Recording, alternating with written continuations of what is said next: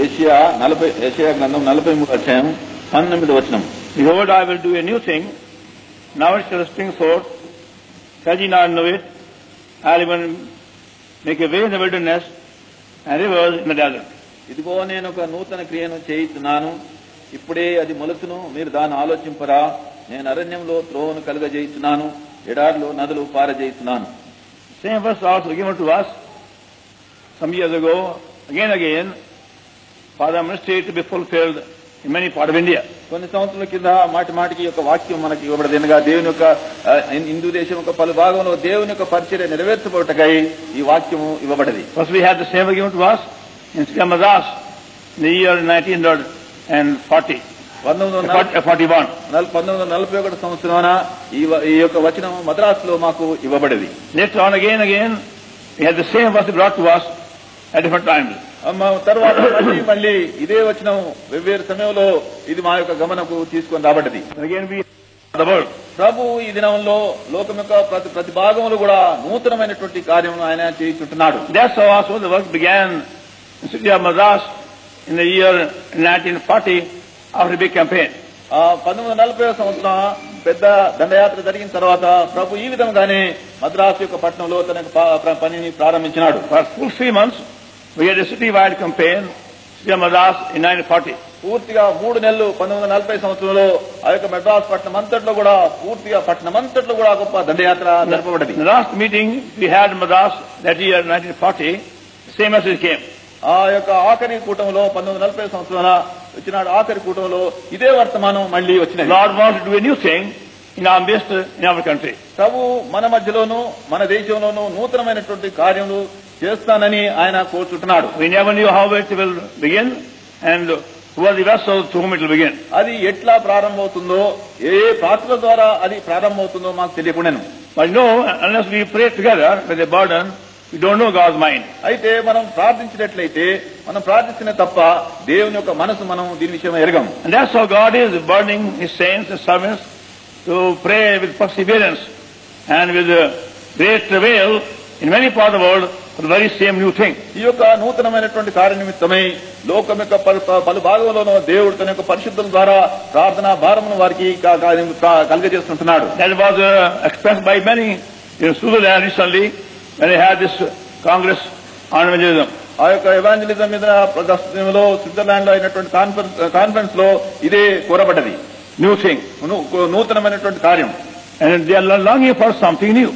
వారు ఏదో ఒకటి కొత్త దాని నిమిత్తమై వారు కోరుచుంటున్నారు. It can meet God's need. దేవుని అక్కరను ఎదుర్కొన్నటువంటి కొత్తది. And again Lord brought to my attention the passages from the book of Samuel, the book of Chronicles with the same purpose. ఆ యొక్క సమూయేలు గ్రంథంలోను దినవృత్తాంత గ్రంథంలో నుండి ప్రభు మళ్లీ వేరే వాక్య భాగంలో ప్రభు నా గమనం తీసుకుని వచ్చినాడు. I read in the first book of Samuel chapter 4 and verse 22.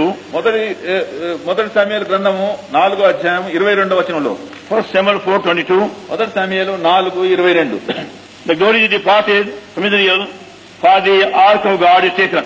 దేవుని యొక్క మందసము పట్టబడి పోయినందున ప్రభావం ఇశ్రాయేల్లో నుండి చెరపట్టుబడి పోయినని ఆమె చెప్పాను. The glory is departed. ఆ యొక్క మహిమ చెరపట్ట పోయినదని. Then Second Chronicles 7th chapter. రెండో దిన వృత్తాంతములు 7th chapter 7 verse 1. And when Solomon had prayed, with end of praying, the fire came down from heaven and consumed the burnt offering and the sacrifices, and the glory of the Lord filled the house. సొలొమోను తాను చేయి ప్రార్థన ముగించినప్పుడు అగ్ని ఆకాశం నుండి దిగి దహన బలులను ఇతరమైనటువంటి బలులను దహించెను. యెహోవా తేజస్సు మందిరము నిండెను. Chapter 4 tells us glory departed. 4వ అధ్యాయంలో మహిమ వెళ్లిపోయినది. We read in 2 Chronicles 7:1 the departed glory came down. అయితే రెండో దిన వృత్తాంతములు 7వ అధ్యాయం 1వ వచనంలో పోయినటువంటి ఆ యొక్క మహిమ మళ్లీ తిరిగి వచ్చినట్టు చూస్తున్నాం. Now we read how God used 4 persons in that period to bring back the departed glory. దేవుడు ఆ దినంలో వెళ్లిపోయినటువంటి ఆ యొక్క మహిమను తీసుకొని వచ్చటకు 4 వ్యక్తులను దేవుడు ఎట్లు వాడుకున్నాడు. These are the 4 great divine principles which are being fulfilled today in every part of the world, wherever people are eager to see the departed glory coming down. ఆ యొక్క వెళ్లిపోయినటువంటి ఆ యొక్క మహిమను మళ్ళీ వచ్చేటప్పుడు చూసేటప్పుడు దేవుడు 4 విధమైనటువంటి యొక్క నియమమును దేవుడు వాడుకుంటున్నాడు. And that's a very general feeling today in every part of the world among God's people. God may show forth the glory among his saints servants. దేవుని యొక్క ప్రజల మధ్య కూడా సాధారణంగా కనబడేది ఏంటంటే దేవుడు ఆ యొక్క మహిమను మళ్లీ తన యొక్క ప్రజల్లో బయలుపరచబడినటువంటి యొక్క కోరికగా కనబడుతుంటున్నది. What was the condition in those days among God's people is the same today among God's people. దేవుని ప్రజల మధ్యలో ఆ దినములో ఏ పరిస్థితులను ఈ దినములో కూడా దేవుని యొక్క ప్రజల్లో అదే పరిస్థితి ఉంటున్నది. You see in 1 Samuel and 2nd chapter, మొదటి సమూయేలు గ్రంథం 2వ అధ్యాయం there are a few conditions. కొన్ని నియమాలు అక్కడ ఉంటున్నాయి. Verse 12. 1 Samuel 2nd chapter. మొదటి సమూయేలు గ్రంథం 2వ అధ్యాయం 12వ వచనం. Now the sons of Eli were sons of Belial, they knew not the Lord. Eli కుమారులు యెహోవాను ఎరగని వారై మిక్కిలి దుర్మార్గులైండ్రి. That was just the condition, first condition.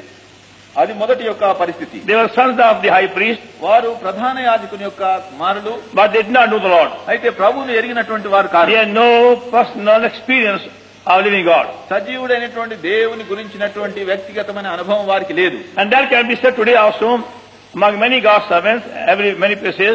They don't know God by experience. ఇదే విధంగా అనేక విషయమై దేవుని సేవకుల విషయమై చెప్పబడుతుంది లోకమంతటి పలు భాగంలో. ఎందుకంటే దేవుణ్ణి వారు వ్యక్తిగతంగా ఎరగరు. They know about him, but don't know him by experience. వారు ఆయనను గురించి ఎరుగుతారు గాని అనుభవపూర్వకంగా వారు ఆయన ఎరిగిన వారు కారు. Then secondly, రెండవదిగా verse 13, 13వ వచనం. and the priest's custom with the people was that when any man offered sacrifice, the priest servant came while the flesh was in searing, with a flesh hook of 3 teeth in his hand. జనుల విషయమై యాజకులు చేస్తూ వచ్చినటువంటి పని ఏమనగా ఎవడైనను బలి పశువును వధించిన మీదట మాంసము ఉడుకుతుండగా యాజకుని వారు 3 ముండ్లు గల కొంకిని తీసుకుని వచ్చి. Verse 15. 15వ వచనం. Also before they burned the fat, the priest's servant came and said to the man that sacrificed, "Ye flesh to roast for the priest, for he will not have sodden flesh of thee, but raw." ఇది వారు కొవ్వును దహింపకమునుపు యాజకుని పనివాడు వచ్చి బలి పశువును వధించు వానితో యాజకునికి వండించుటకై మాంసమేము ఉడకబెట్టిన మాంసము అతడు నీ యొద్ద తీసుకొనడు, పచ్చి మాంసమే కావాలని చెప్పుతూ వచ్చాను. 16వ వచనం. When a man said unto him, "Let them not fail to burn the fat presently, then take as much as thy soul desireth," then he would answer him, "Nay, but thou shalt give it to me, if not I will take by force." ఆ క్షణమందే వారు కొవ్వు దహింతురు, ఆ తర్వాత నీ మనస్సు వచ్చినంత మట్టుకును తీసుకుని వచ్చునని వానితో ఆ మనిషి చెప్పినేళ్ల వాడు అలాగవద్దు, ఇప్పుడే ఇవ్వవలను, లేనేళ్ల బలవంతం చేత తీసుకుందమనను. That happened in the house of God. అది దేవుని యొక్క ఇంట్లో ఇలా జరిగింది. There were these servants, are the sons of the Eli, going about with a flesh hook of 3 teeth. Eli యొక్క కుమారుని యొక్క సేవకులు ఈ 3 కొంకులు కలిగినటువంటి యొక్క ఇనుమతి తీసుకొని వాళ్ళు వెళ్తున్నారు. The people used to come from many far off places to offer sacrifices in the house of God. మనుషులు చాలా దూరం నుండి దేవుని యొక్క మందిరంలో బలులు అర్పించుటకు వస్తూ వచ్చినారు. And the flesh had to be first offered at the altar, at the burnt sacrifice. మొట్టమొదట దహన బలి ఆ బలిపీఠం మీదట అది అర్పించవలసి ఉన్నది. Only then the priest could take whatever they wanted. అది అయిన తర్వాతనే యాజకుడు తనకేమి కావాల్సిందో అది తీసుకునవలసి ఉన్నది. But they demanded raw flesh. They didn't want to be sodden or baked.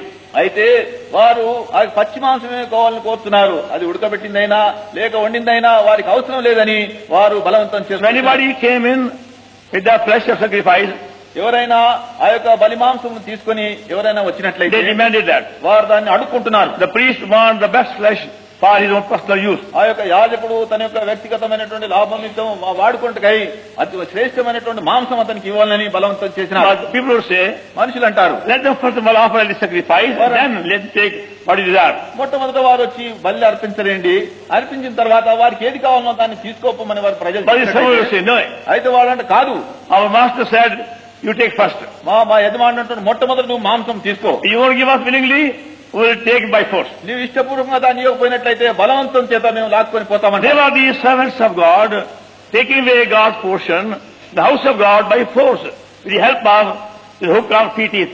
ఈ యొక్క 3 కొనలు కలిగినటువంటి కొంకితో దేవుని యొక్క సేవకులు దేవుని మందిరంలో నుండి ఈ యొక్క మాంసమును తీసుకొని బలవంతంగా వెళ్తుంటున్నారు. Today you find the same thing. అదే ఈ దినంలో మనం చూస్తుంటున్నాం. In the house of God, men going about as God's servant, taking away God's portion by force. దేవుని యొక్క ఇంట్లో మనుషులు దేవుని సేవకులైన వారు వెళుతూ బలవంతంగా దేవుని యొక్క భాగమును తీసుకొని వెళ్తుంటున్నారు. Because of greed, because of love for other things. లేక ఆశబోధనం చేత వేరే వస్తు సంఘం విషయమైనటువంటి ఆశల చేత ఇలా చేస్తుంటున్నారు. Now we can describe these 3 teeth in the flesh yoke by these names. ఈ యొక్క 3 కొంకిని ఈ యొక్క పేర్లతో మనం పిలవచ్చును. First tooth, love for power. మొట్టమొదటి యొక్క పన్ను ఏమిటంటే ఆ యొక్క కొంకి ఏంటంటే శక్తిని గురించినటువంటి ఒక ఆశ, అధికారం గురించినటువంటి ఆశ. Second would be love for money. రెండవది ఏంటంటే డబ్బును గురించినటువంటి ఆ యొక్క ఆశ. And thirdly, love for name or fame. లేక యొక్క పేరు నిమిత్తమై ప్రఖ్యాతి నిమిత్తమై కావాల్సినటువంటి యొక్క ఆశ. Rather than serving God with all humility and sacrifice today as God's servant, ఈ దినముల్లో దేవుని యొక్క సేవకులుగా దీనులై ఎంతో సేవను పరిచయం చేయడం బదులుగా they want power for themselves or authority or a name or fame. అయితే వారు తమ నిమిత్తమై అధికారమును, శక్తి లేక పేరు, ప్రఖ్యాతులు వారి నిమిత్తమై వారే కోరుతుంటున్నారు. And that's happening in God's house. ఈ విధముగా దేవుని యొక్క ఇంట్లో అలా In జరుగుతుంటున్నది. the name of God, they want authority and they want money and they want name and fame. దేవుని యొక్క నామమున అధికారమును, శక్తిని లేక ఆ పేరు, ప్రఖ్యాతులు వారు కోరుతుంటున్నారు. That will be sin and barrenness. దాని యొక్క ఫలితం ఏంటంటే పాపము, గొడ్డుతనం. That's how sin came in the house of God. ఈ విధముగా దేవుని యొక్క ఇంట్లో పాపము ప్రవేశించినది. Now chapter 3, తర్వాత మూడో అధ్యాయం 1 Samuel. మొదటి సమూయేలు గ్రంథం. And child Samuel mentioned the Lord, Eli, where the Lord was precious those days in an open vision. ఆ బాలుడైన సమూయేలు ఏలి ఎదుట యెహోవాకు పరిచర్య చేయుచును. ఆ దినములో యెహోవాకు ప్రత్యక్షమౌట అరుదు. God's word became precious. దేవుని యొక్క వాక్యం ఎంతో ప్రశస్తమైంది, అయిపోయింది. There's no open vision. ఆ యొక్క దేవుని యొక్క ప్రత్యక్షత లేకపోయింది. Rather than giving God's message, God's word, they are giving their own message. దేవుని యొక్క వాక్యమును, దేవుని యొక్క వర్తమానం ఇచ్చక బదులుగా వారి యొక్క తమ సొంత వర్తమానం ఇస్తూ వచ్చినారు. They began to give lectures and worldly philosophy to entertain people. వారు లోక సంబంధమైనటువంటి లెక్చర్స్ లేక లోక సంబంధమైన తత్వ జ్ఞానమును మనుషులకు బోధిస్తూ వస్తుంటున్నారు. When people go to house of God, they go for the word of God. మనుషులు దేవుని యొక్క ఇంటికి వెళ్ళేటప్పుడు దేవుని యొక్క వాక్యం నిమిత్తమే వెళ్తారు. To hear God's voice దేవుని యొక్క స్వరం వినుటకు. and receive God's word with power authority. దేవుని యొక్క వాక్యమును అధికారంతోను శక్తితోను పొందినట్లు. But those days we told here, అయితే ఆ దినములో ఇక్కడ చెప్పబడిన ప్రకారం God's word became precious. దేవుని యొక్క వాక్యం అరుదాయను. There was no open vision. ఆ దేవుని యొక్క వాక్య ప్రత్యక్షత తరచుగా దర్శించకపోయింది. And you find exactly the same condition today in all part of the world. ఇదే విధముగా ఆ దినములు ఎట్లుండనో ఈ దినంలో లోకం యొక్క పొలభాగంలో అదే పరిస్థితి In కనబడుతుంటుంది. very few places, the voice of God and God's word is conveyed. అయితే కొన్ని స్థలంలో దేవుని యొక్క వాక్యము ఇక్కడక్కడ బయలుపరచబడుతున్నది. People don't know for the meaning of very mystery God's Bible. దేవుని యొక్క వాక్యమును వాడడం అనేటువంటి అర్థం మర్మములు కూడా మనుషులకు తెలియదు. There will be barrenness, infancy, bankruptcy and spiritual darkness. దానికి ఫలితం ఏంటంటే గొడ్డుతనం, నిష్ఫలితమైనటువంటి పసిపిల్ల జీవితమును ఇంకా పడిపోయినటువంటి పరిస్థితి ఏర్పడుతుంటున్నది. Then verse 4, 4వ వచనం. the Lord called Samuel and he answered, here am I. యెహోవా సమూయేలును పిలిచెను, అతడు చిత్తగించుము నేనున్నానెను. Now they both were in the same place. వారిద్దరూ ఒకటే స్థలంలో ఉంటున్నారు. Eli and Samuel. ఏది సాముయేలు ఇద్దరు. Samuel heard the voice of God, even the small boy. Samuel చిన్న పిల్లవాడుగా ఉన్నప్పుడే దేవుని యొక్క స్వరం వినగలిగినాడు. But Eli did not hear it. అయితే ఏలియాకు వినబడడం లేదు. Verse 5, 5వ వచనంలో. he ran unto Eli, said, here am I. But thou didst call me, and said, I called thee not. Lie down again. And he went and lay down. ఏలి దగ్గరకు పోయి నీవు నన్ను పిలిచివు కదా, నేను వచ్చి ఉన్నానను. అతడు నేను పిలవలేదు, పోయి పండుకోమని చెప్పగా అతడు పోయి పండుకున్నాను. Eli became deaf spiritually. ఆ ఏలి ఆత్మీయ దశలో చెవిటి God was speaking. దేవుడు మాట్లాడుతున్నాడు. Samuel heard the voice. Samuel స్వరం విన్నాడు. But Eli, because of deafness, could hear it. అయితే ఏలి తన యొక్క చెవిటితనం చేత దాన్ని వినలేకపోయినాడు. God has not changed. దేవుడైతే మారలేదు, We have changed. మనమే మారినాం. God does speak. దేవుడు తప్పగా మాట్లాడతాడు. by His Spirit, తన యొక్క ఆత్మ ద్వారా, through His servants, తన యొక్క సేవకుల ద్వారా, them are worship తన యొక్క ఆరాధన in సమయంలో God's house. దేవుని యొక్క ఇంట్లో God does speak. దేవుడు తప్పక మాట్లాడతాడు. But there are many who become deaf spiritually. అయితే అనేకులు ఆత్మదశలో వారు చెవిటి వారైపోతారు. As you find today also.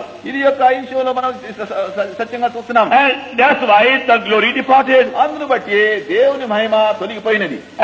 Everything became only like a ritual and ceremony. సమస్తమును చేసేదంతా కూడా ఆచార ప్రకారం అయిపోయినది. First Samuel in chapter 4. మొదటి సమూయేలు గ్రంథం 4వ అధ్యాయం.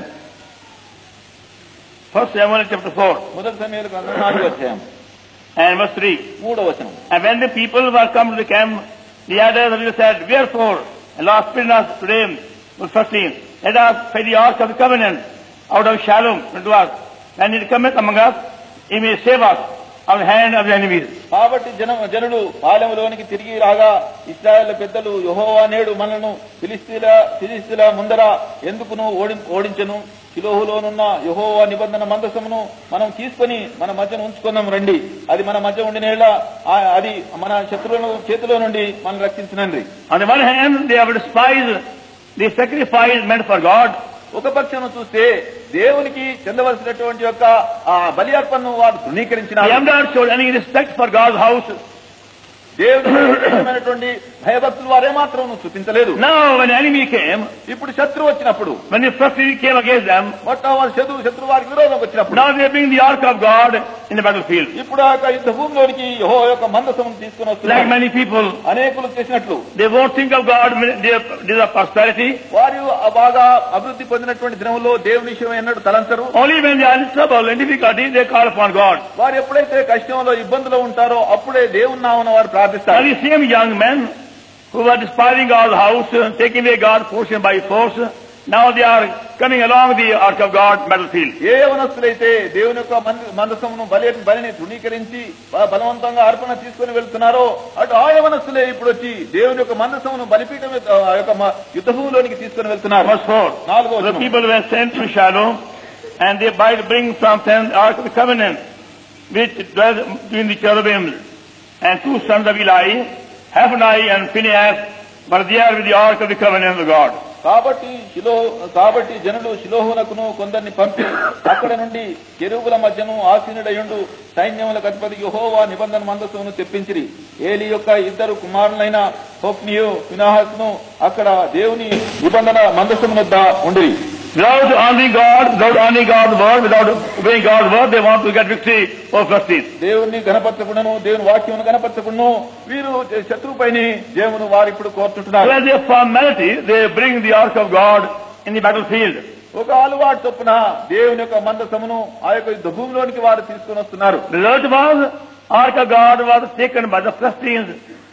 దాని యొక్క ఫలితంగా యెహోవా నిబంధన మందసము ఫిలిష్తీయులు పట్టుకొని పోతున్నారు. And both Hophni and Phinehas were killed in the battlefield. ఆ యొక్క హోఫ్నే ఫినెహాసు ఇద్దరు యుద్ధ భూమిలో చచ్చిపోతున్నారు. All Israel was smitten in the battlefield. ఆ యొక్క పిల్లలందరూ కూడా ఇశ్రాయేల్ అందరూ కూడా యుద్ధ భూమిలో అందరూ Because only by name they call upon God for victory. ఎందుకంటే పేరుకు మాత్రము జయం నిమిత్తమై దేవుని నామమున ప్రార్థించినారు. And therefore today we find defeat, failure, and abandonment among God's people. అదే విధంగా ఈ దినములో కూడా దేవుని యొక్క ప్రజలు సిగ్గును అవమానం ఓడిపోను పతనము చూడబడుతుంటున్నది. And that word both can be seen written in many buildings today. ఆ దినములో We bear the name Lord Jesus Christ. ఇక పోతున్నటువంటి యొక్క మాట అనేటువంటి ఈ యొక్క మాట యేసుక్రీస్తు యొక్క వారు ధరించినటువంటి యొక్క ఇళ్ళన్నిట్లో కూడా అదే మాట. The glory departed. Mahima The వెళ్లిపోయినది. glory departed. Mahima తొలగిపోయినది. It's a very solemn word. అవి చాలా తీక్షణమైన మాటలు. We as God's people and God's servants must take heed of these words in the book of God. మనము దేవుని యొక్క సన్నిధిని దేవుని యొక్క ప్రజలుగాను దేవుని యొక్క సేవకులుగాను దీని విషయమై ఎంతో మనం మెలకువగా ఉండి యొక్క మాట తీసుకునవలసింది. We can't change divine laws. దేవుని యొక్క దైవ నియమం మనం మార్చలేము.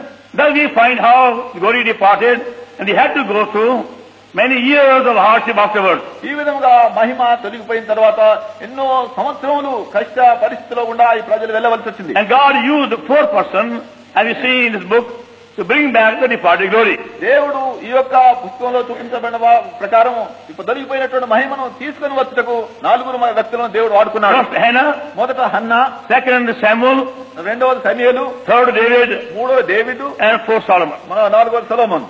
These four characters take a prominent part to bring back the departed glory. ఈ యొక్క మూరుగురు వ్యక్తులు ఆ యొక్క తొలగిపోయినటువంటి మహిమను తీసుకొని వచ్చులో ప్రాముఖ్యమైనటువంటి ఒక భాగం వీరు వహించినారు. We also want to see God's glory coming to our midst fully in other places. మనం కూడా దేవుని యొక్క మహిమ మనలోను మరి వేరే స్థలంలోను వచ్చుట మనం చూడవాలని కోరినట్లయితే We have also to notice four great divine principles. మనం కూడా ఈ యొక్క 4 ముఖ్యమైనటువంటి దైవ నియమాలు మనం గుర్తించవలసినది. Now find how first of all when Hannah began to pray. చూడండి, మొట్టమొదటిగా హన్న ఎట్లు ప్రార్థిస్తూ వచ్చినారు. In 1 Samuel chapter 1, మొదటి సమయాలు మొదటి అధ్యాయంలో from the verse 10, మొదటి 10వ వచనం. she was bitterness of soul and prayed unto the Lord and wept sore. దుఃఖాక్రాంతురాలై వచ్చి యెహోవా సన్నిధిని ప్రార్థన చేస్తూ బహుగా ఏడ్చెను. Because she was barren, ఆమె గ్రోటుదాయి ఉన్న చేత she had no children for some time. చాలా దినములు ఆమె పిల్లలు లేరు. Even though she is very God-fearing, ఆమె ఎంతో భయభక్తులైనప్పటికీ and she prayed earnestly, ఆమె ఎంతో పట్టుదలతో ప్రార్థించినది. she prayed in tears, కన్నీళ్లతో ప్రార్థించినది. but her prayer not answered. అయితే ఆ ప్రార్థనకు ప్రతిఫలం కలగలేదు. God is silent. దేవుడు మౌనంగా ఉన్నాడు. He went on in weeping even. ఆమె ఏడుస్తూ వచ్చినది కూడా. Scripture says, in bitterness of soul she wept. ఆమె ఏమంటుందంటే యెహోవా సన్నిధి దుఃఖాక్రాంతులై ఆమె ఏడ్చింది అంటున్నది. Now why is God silent? ఎందుకు దేవుడు మౌనంగా ఉన్నాడు? Because our prayer was selfish. ఎందుకంటే ఆమె యొక్క ప్రార్థన స్వార్థాప్తంతో కూడినటువంటి ప్రార్థన. Oh God, take away my reproach. ఓ దేవా, నా నిందను తొలగించు, Make me happy. నన్ను సంతోషపరచు, Take away my barrenness. నా యొక్క గొడ్డుతనం తీసివేయి, Give me a child. నాకు ఒక బిడ్డను Bless దయచేయి, my home. నా ఇల్లును ఆశీర్వదించు, Hear my prayer. నా యొక్క ప్రార్థన ఇది, See my tears. నా యొక్క కన్నీళ్లు చూడు. All the prayers were centered around ourselves, our own need. ఆమె యొక్క ప్రార్థన అంతా తన యొక్క సొంత అక్కర్ని అనుసరించి దాని చుట్టే ఇమిడి ఉన్నది. And that's why God is silent. అందును బట్టి దేవుడు మౌనంగా ఉంటున్నాడు. Now she discovers after much prayer, చాలా ప్రార్థించిన తర్వాత ఆమె ఏమి కనుక్కున్నదంటే God also has got some need. దేవుని కూడా ఒక అక్కర ఉన్నది. That is we also fail to understand. అది కూడా మనం అనేక సార్లు గ్రహించక మనం It is తప్పిపోతాం. again mystery. అది గొప్ప మర్మం. అది God wants us, you and me, to be co-workers. దేవుడు నిన్ను నన్ను ఆయన యొక్క జత పనివారిగా ఉండాలని ఆయన కోరుతుంటున్నాడు. Going by 1 Corinthians 3 verse 9, మొదటి కొరింథీ 3:9 ప్రకారం చూస్తే we are laborers together with God. మనం దేవునితో కూడా జత పనివారమై ఉంటున్నాం. 2 Corinthians chapter 6 verse 1, 2 కొరింథీ 6:1 we are workers together with Him. మనం ఆయనతో కూడా కలిసి పనిచేయనటువంటి వారం ఉన్నాం. And nowhere in Scripture we ever read angels being called co-worker with God. మనం ఎక్కడ కూడా దేవుని వాక్యంలో చెప్పబడేది విధంగా దేవుని యొక్క దూతలు ఆయనతో జత పనివారు అని పిలువబడేది ఎక్కడ చూడము. You can go through the whole Bible. Bible అంతా కూడా మీరు చదివినప్పటికీ You won't come any reference anywhere where God called angels His co-workers.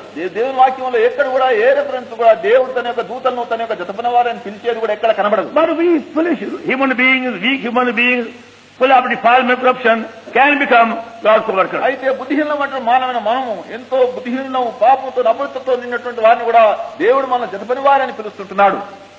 Work, labor together with God. దేవునితో కూడా సహపాఠి పనివారం, Work together with Him. దేవునితో కూడా కలిసి పనిచేసేవారం. So after much bitterness of soul, హృదయంలో ఉన్నటువంటి చాలా దుఃఖాక్రాంతం చేత Hannah learned that lesson. ఆమె ఈ యొక్క పాఠము నేర్చుకున్నది. God also has got some need. దేవుని కూడా ఒక అక్కరున్నది. Even though we don't see Him in detail mentioned here, మనం ఇక్కడ అక్కర విషయమే చెప్పబడకపోయినా but we can guess.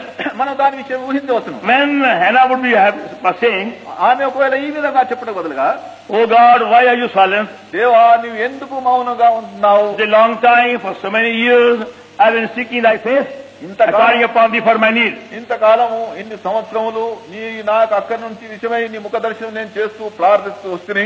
Why is it, oh God, you are silent? ఓ దేవా, నీవు ఎందుకు మౌనంగా ఉన్నావు? Why don't you answer my prayer? నీవెందుకు నా ప్రార్థనకు జవాబు? I love thee, I want to serve thee. నేను నిన్ను ప్రేమిస్తున్నాను, నేను నిన్ను సేవించగోరుతున్నాను.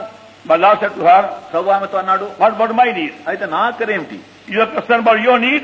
నీ అక్కర విషయమే. What about my need? అయితే నా అక్కరేమిటి? I am asked very, very patiently. నేను కూడా ఎంతో ఓపికతో ఉన్నాను.